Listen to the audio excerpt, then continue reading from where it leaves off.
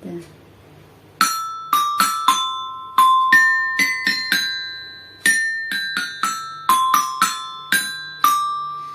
Assalamualaikum warahmatullahi wabarakatuh. Nama saya Raka Saputra Andiansa kelas 4C. Saya ingin menceritakan legenda Sang Kuryang dari Jawa Barat. Pada zaman dahulu ada seorang Dewi Kayangan yang menjelma menjadi manusia yang bernama Dayang Sumbi, dan suaminya menjelma menjadi seekor anjing yang bernama Tumang.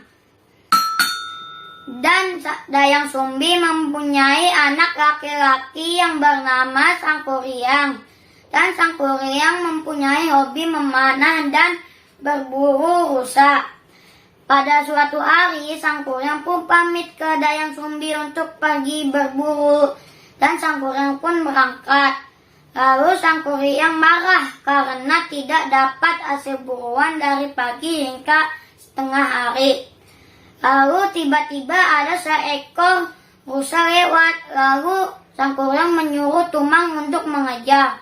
Lalu Tumang mengejar, dan Sang Kuryang mengarahkan anak panahnya ke rusa tanpa sengaja mengenai Tumang. Lalu Tumang mati seketika. Lalu Sang Kuryang menguburkannya di hutan. Saat Sang Kuryang pulang, Sang Kuryang menceritakan kejadian di hutan. Lalu Dayang Sumbi pun marah besar dan bilang ke Sang Kuryang, "Kamu tahu nggak bahwa Tumang itu adalah ayah kandungmu?" Lalu Sang Kuryang pun menangis. Lalu Dayang Sumbi memukul dahinya hingga berdarah dan membekas. Lalu Sang Kuryang pun pergi dari rumah dan menangis di hutan. Dan Sang Kuryang pun meyakinkan diri sendiri karena dia tidak bersalah. Lalu Dayang Sumbi pun menyesal telah mengusir Sang Kuryang dari rumah. Lalu Dayang Sumbi berdoa kepada Tuhan, semoga umurnya dipanjangkan dan awet muda. Lalu Sang Kuryang pun naik ke gunung dan beristirahat di gua. Saat bangun, Sang Kuryang bertemu dengan kakek tua. Kakek tua itu bertanya, "Siapa namamu?" Dan Sang Kuryang pun tidak tahu apa-apa, dan kakek tua itu memberi nama Jaka. Lalu Jaka pun diajari bela diri dan kesaktian.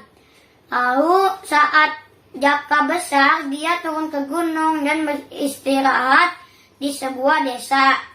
Lalu Sang Kuryang bertemu wanita cantik, yaitu Dayang Sumbi. Dan Jaka pun tertarik dengan Dayang Sumbi dan berniat untuk menikahinya.